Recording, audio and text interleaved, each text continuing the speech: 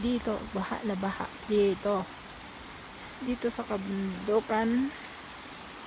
Ayan po, ganito po pag umuulan, nag-stack up ang tubig na akala mo ay waterfalls.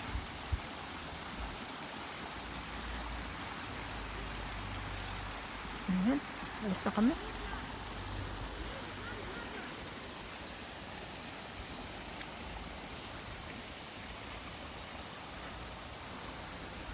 Tinatanong sa akin na saan kanyang grandmother. Ano to?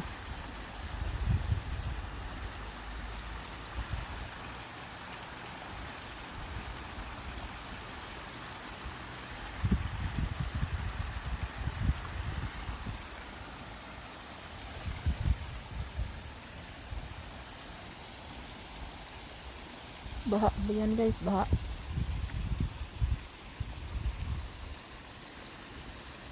Hindi yan totaling baha po yan. Galing sa ulan. Galing sa bundok. Bumabaha rin sa bundok.